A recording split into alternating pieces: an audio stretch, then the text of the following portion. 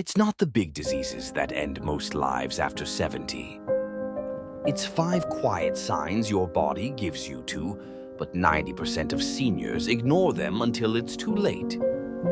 If you've ever said, "I'm just getting older," you might be missing the exact reason most people never make it past 80, to while a rare few, guided by quiet wisdom, go on to live past 100. Let's change that to right now. According to a 12-year study published in the British Journal of Sports Medicine, seniors who can still sit down and stand up without their hands have up to 6.5 times greater life expectancy. But no one talks about this. Doctors focus on cholesterol. Family worries about memory. But your legs, your movement, your ability to rise up on your own, they've been whispering the truth about your health all along. Let me tell you about Hillary, age 88. She commented on one of our videos, "I can still stand on one leg. I've had a hard time keeping out of elderly accommodation too, but I believe having stairs and living in my own home is what's keeping me alive." She didn't talk about green juices or supplements. She talked about stairs, about independence, about the right to move freely even when the world tells you to sit down. That's elderly wisdom after 60. That's dignity. But then there's Itana, 77, who shared something deeply different. "I wouldn't like living too long. I've suffered several traumatic experiences. My husband developed schizophrenia and almost killed me and our children. My oldest son also has it. I survived, but sometimes I ask, what am I still here for? Her pain is real. So is her honesty. Because longevity doesn't matter if we're just surviving in silence." That's why this video matters too, because the 5 signs we're about to explore aren't just physical. They are reflections of strength still alive in your bones, clarity still flickering in your mind, love still reachable in your heart, and hope that has every right to return, no matter how much you've been through. So let's begin too with the first sign. Can you still stand up from a chair without using your hands? If so, you're not just functional. You're thriving in one of the strongest predictors of long life after 60. Multiple studies, to including those from Harvard Medical School, to now confirm leg strength is one of the most accurate indicators of healthy aging, more than weight or blood pressure or even cholesterol. Why? Because your legs are your anchor. They support blood flow, oxygen to your brain, your sense of balance, and most importantly, to your independence. But when the legs go, the world shrinks. You stop reaching for the top shelf. You stop visiting neighbors. You start calculating every step and then stop walking altogether. And slowly, it's not just your knees that stiffen too, it's your spirit. Now let me tell you about George, 82 years old, from Michigan. Every morning, without fail, he does 10 deep knee bends beside his bed. He says, "As long as I can get off the floor by myself, I know I'll be okay." That's not about exercise. That's about sovereignty. That's George reminding himself too, and the world too, that he still gets to decide how his day begins. And that's what real senior health is about. Not looking young, not chasing youth, but remaining engaged in the act of showing up for your own life. Here's what most people miss. When you stand up without help, your brain gets a message to, "I'm still capable." And that single thought triggers a chain reaction. You're more likely to move, more likely to speak up, more likely to try, more likely to care again. It's not about motivation. It's biology. Your brain responds to action to not age. And when you prove to yourself, even for 5 seconds, that you still have strength, you send every cell a reason to keep going. Now, if you can't do it right now, please don't panic. You are not behind. You are not broken. If getting out of a chair without help is difficult, it's not a sentence, it's a signal. A signal that your body is asking for attention. And attention is something you can still give. Start small. Use the armrests less. Do 3 slow sits and stands a day beside your bed. Try balancing for 5 seconds on one leg while brushing your teeth. It's not weakness. It's healing. And healing at any age is sacred. Now let's talk to just you and me. If you're still reading this far, you're not just interested. You're invested. You care about your life. You care about how it feels to live, not just exist. So tell me this. If you can still rise from a chair without using your hands to comment below, "I'm still standing," you might not think that matters. But someone scrolling through the comments is looking for hope too, and your strength might be it. If you're working on it to say, "I will rise again," let that be your commitment, not to me, but to yourself. And tell me in the comments, what helps you feel most alive these days? Is it walking to your mailbox, watering your garden, dancing in your kitchen? Your story could change someone else's life today. And if you have a parent, a neighbor, a friend who's been sitting too long, quietly giving up, please to share this video with them. This might be the message they didn't know they needed. So now we know. The simple act of standing to without leaning, without help to, is a mirror. It reflects not just what your body can do, but what your spirit still believes. But what happens when your legs get tired, when you sit back down? That's when another quiet gift becomes essential. Your hands. Because while your legs carry you, your hands connect you to objects, to others, to life. In part 2, we'll explore the grip strength that keeps your dignity intact too, and the small habits that could protect your brain, heart, and future far more than you think. If you've ever struggled to open a jar or felt proud that you still could, you won't want to miss what's next. Let's turn the page too and discover how your hands might be holding on to more than you realized. After your legs, it's your hands that quietly decide how long to and how well to you live. Most people don't realize it, but grip strength has been called one of the most accurate predictors of heart health, brain aging, longevity, and overall independence in life after 60. But this isn't about squeezing harder at the gym. It's about what your hands can still do to and what that says about your mind, your spirit, and your ability to stay in control of your life. Let me tell you something that one viewer shared.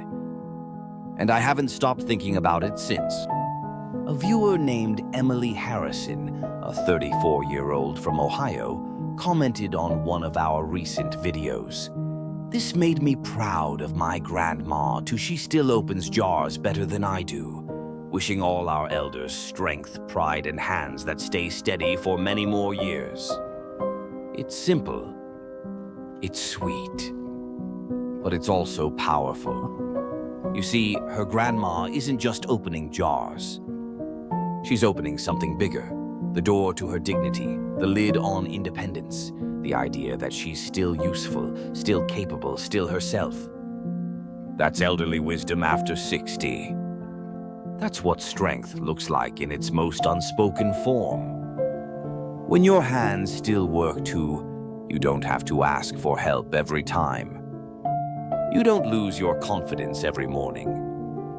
You don't feel like life is slipping away from you. You're still holding on to literally.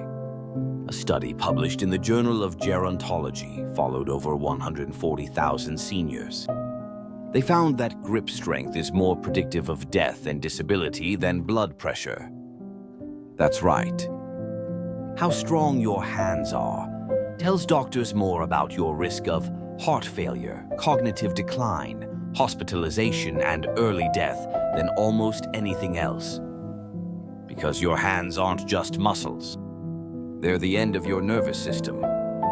They reflect how well your brain communicates with your body. They reveal how connected you still are to inside and out. That's why senior health experts now include grip tests in longevity screenings. Can you still open a jar, carry grocery bags, hold a grandchild without trembling? These little things aren't so little. They tell you too, and everyone around you, to that you're still taking care of yourself. You're still contributing. You're still in this life, not watching from the sidelines. That's not just about independence. That's about identity. Think about this. Your hands are the first thing you use when you're born to, and often the last thing you hold on to before you pass. Hands are how we touch, care, hold, create, connect. A strong grip doesn't just say, "I can open this bottle." It says, "I'm still here. I'm still participating. I still matter." That's what most people miss about elderly health. It's not about how you look. It's about what you can still hold on to. Grip strength is one of the first things to fade in aging. But because it goes gradually, we don't notice it at first. You use 2 hands instead of 1. You avoid tight lids or sealed packages. You ask for help with simple tasks. And slowly, like fog to that small dependency becomes a habit. Until one day you realize you've stopped doing things you once took for granted. But here's the good news. You can get it back. Even after 60. Even after 80. Even after doubt. Because muscles remember. And your brain still listens. You don't need special equipment. You just need to keep using your hands with purpose every day. Try this. Towel squeeze. Roll up a hand towel. Squeeze and hold for 5 seconds, each hand. Repeat 5 to 10 times while watching TV. Jar practice. Choose a jar with some resistance. Open and close it 3 to 5 times slowly. Focus on grip, not speed. Soft weight carry. Carry 1 to 2 kg bags while walking around your home. Simulates carrying groceries, stabilizes shoulders and wrists. More important than the movement is the message you send to your mind. I'm still using these hands. And that message travels up the arm to the heart to the brain. Right now, take a deep breath. Look at your hands. You've done so much with them in this life, haven't you? You've cooked, written, worked, wiped tears, held people who needed you. Maybe your hands shake now. Maybe they hurt. But if they can still close into a fist too, if they can still hold someone else's hand too, then they are still yours. If you can still open a jar on your own, comment, "Still holding on." If you're working to build back your grip, comment, "I'm strengthening again." And if there's someone in your life, to a friend, a parent, a partner, to whose hands are starting to slip a little, please send them this video.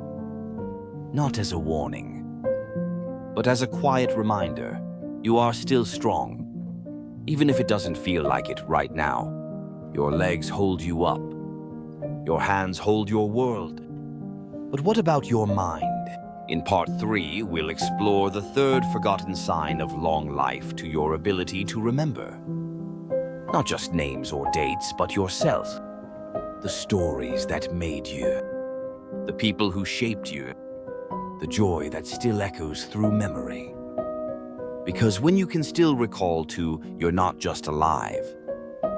You're still deeply, truly you. Stay tuned for part 3. The gift of remembering to, and discover why memory isn't fading for everyone, and why it might be your most powerful tool for living beyond 100. Do you ever surprise yourself by remembering something others forgot? A birthday? A face from long ago? where you left your keys to before anyone else could find theirs. If so, that's not just luck or nostalgia. That's a quiet signal that your brain is aging well. And according to neurologists, your ability to recall, focus, and stay mentally sharp after 70 is one of the strongest indicators of long life and deep wellness. Because when your body slows down, your mind can still move freely. And that freedom, it keeps you deeply, beautifully alive. Elaine is 70. She lives in a small town in Iowa. Once a week, she hosts a trivia night at her local senior center. Not to win, she told us, but because it makes me feel like I'm still part of the world. She lights up when she answers a question right too, especially if it's something from the 1950s. Her favorite category? Old movie quotes. And she nails them to every time. Elaine doesn't see it this way, but what she's doing isn't just fun. She's exercising her brain. She's reminding her mind, you still work. You still matter. You still connect. And that simple routine, it may be helping her live longer than she realizes. A study from Harvard followed seniors for over 20 years. They found that those who regularly engaged in memory-rich activities such as reading, storytelling, puzzles, or social conversations had a 37% lower risk of cognitive decline and dementia. That's not just interesting. That's life-changing. Because memory isn't just about remembering names or dates. It's about remembering yourself. The ability to recall your childhood, tell stories to your grandkids, hold on to who you were, even as the years shift around you. That's what keeps the light on inside. Memory connects us to others and to ourselves. When you forget something, it's frustrating. But when you remember something meaningful, it's affirming. You're reminded that you're still sharp, still aware, still here. And when others see that in you, you don't feel like a senior. You feel like a whole person. That's what so many people miss when they talk about aging well. It's not about preventing wrinkles. It's about preserving identity. And memory, that's the thread that ties identity together. Now, if your memory isn't what it used to be, please know this. It's not a flaw. It's not failure. And it's not final. Brains change. Hormones shift. Stress affects everything. But here's the hope. You can build something called cognitive reserve. Think of it like a backup battery in your brain. Even if some connections fade, others can still carry the light too if you keep them active. You don't need to do Sudoku all day. You just need to engage. Tell stories, sing songs from your youth, organize photos, talk to people, learn one new thing each week. Every act of attention is an act of preservation. Here's something most people overlook. The more you remember, the more you connect. And the more you connect, the more your brain wants to remember. Isolation causes mental fog. Connection clears it. So if you want to protect your mind, to protect your relationships, talk more, laugh more, ask someone about their day, then tell them about yours. Because memory is a two-way street. You keep it by using it. Try this once a day. Sit quietly. Think of one moment in your life no matter how small. Maybe a smell from your kitchen in 1977, a vacation you took, a face you miss. Close your eyes. Let the memory play. Then whisper, "Thank you." That one act rewires your brain to preserve memory as something beautiful, not stressful. Because what we thank, we tend to keep. Let me ask you something personal. What's a memory that reminds you of who you really are? A childhood moment, a loved one's voice, The first time you saw your child smile, please comment it below too, even if it's just a sentence. You never know who will read it and feel less alone because of you. If you feel like your memory is fading too, but your heart is still strong to type, I'm still here. Let that be your anchor. Let that be your reminder to not just for you, but for all of us watching together. And if you know someone who's afraid of forgetting too, please send them this video. Because forgetting is not failure. And remembering is one of the last gifts we truly give ourselves. So far, we've explored what it means to stand tall, hold on, and remember who you are. But what happens when emotions get heavy? In Part 4, we'll explore one of the most overlooked signs of longevity to the ability to stay emotionally balanced, even when life has been hard. Because the heart, like the body, can break. But it can also heal too, if we know how to let it soften. You won't want to miss this. Stay tuned for Part 4, Emotional Resilience. Grace in grief, and discover why emotional maturity may be the strongest sign of all that you still have decades of meaningful life ahead. If you're over 60, you've likely experienced your share of loss. Not just people too, but plans, dreams, places you loved, pieces of yourself. No one talks about this part of aging, the emotional part. But it's one of the strongest signs of whether you'll live well into your 80s, 90s, even past 100. Because the ability to feel pain, without being consumed by it too, is a form of strength too few people honor. That strength is called emotional resilience. And it may be the very thing that's keeping you here. Earlier, we shared a comment from Etana 7. Her words deserve to be heard again. I wouldn't like living too long. I've suffered several traumatic experiences. My husband developed schizophrenia and almost killed me and our children. My oldest son has it too. I survived, but sometimes I ask, what am I still here for? That kind of pain doesn't just go away with time. It lives inside you too quietly too, as grief, anger, numbness, or fear. But here's what's powerful. She shared it. She didn't hide. She didn't collapse. She spoke. And in doing so, she showed a kind of emotional strength that often goes unnoticed too, but changes everything. It doesn't mean smiling all the time, pretending everything's fine, or staying positive no matter what. That's not resilience. That's denial. True emotional resilience is this: feeling everything to the sorrow, the rage, the fear, the loss to, and still choosing to return to center. It's saying, I miss them and I still live. That broke me, but I'm healing. I don't know what's next, but I'm still here for it. This is one of the most protective forces in elderly health. Not a vitamin, not a workout, but a mindset.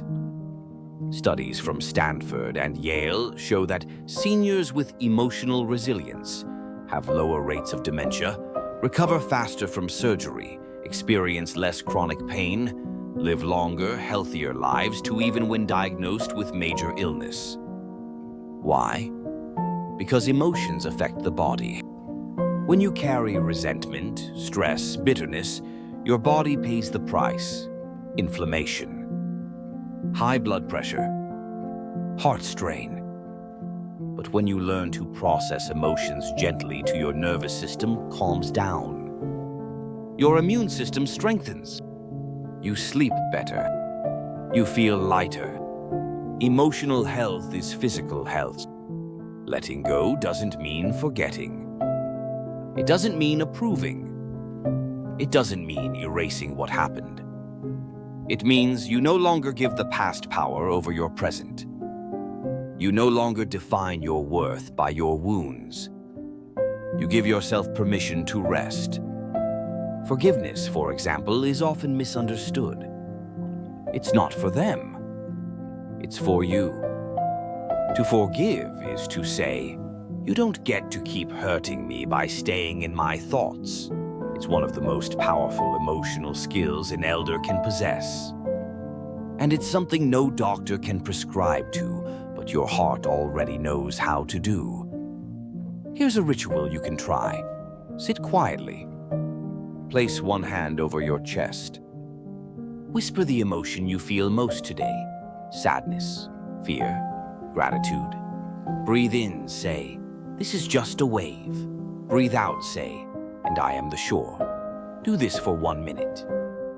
It's a way of reminding yourself, emotions come and go, but you are bigger than any wave. You've stood through so many storms already, and you're still here. Frank is 83, a retired teacher from Pennsylvania. 5 years ago, his wife passed. He said the first year nearly broke him. But instead of isolating, he did something surprising. He joined a local storytelling group. He started mentoring younger teachers. He wrote letters to strangers in hospice care. He still misses her every day. But as he puts it, "I carry her grief with grace. I learned to live with the weight too, and now I use it to lift others." That's not weakness. That's wisdom. If you've been carrying something heavy to a regret, a memory, a name you no longer say aloud, you are not alone. And you are not broken. If you're learning to forgive too, or beginning to try to comment, "I'm learning to let go." If you've made peace with something that once hurt, to comment, "I carry it with grace." You might be surprised how many others are walking the same path. Your words could be the reason someone else doesn't give up today. And if you know someone carrying too much alone to send them this video, it may be the quiet breath they didn't know they needed. Let's remember where we've come together. If you're still standing, holding, remembering, feeling, forgiving, then you are already doing the things that long-living people do. You are not declining. You are deepening. And maybe the most powerful sign of all is this: you're still watching, still listening, still searching, still here. That's more than most will ever realize. Aging is not fading. It's becoming more refined, like sea glass shaped by tides, but never erased. You don't have to be the youngest in the room to be the most radiant. You don't have to be pain-free to be powerful. You just have to keep showing up with your story, your breath, your presence. And if you've done that today, you are a miracle in motion. Which of the 5 signs do you still see in yourself? Comment below. I still, and complete the sentence. Let's build a circle of voices to a soft, strong chorus of wise elders who are not done living to and not done loving. Share this video with someone you care about. Let them know you're not alone in this season. And if this video helped you to subscribe, leave a comment or simply come back. You are always welcome here.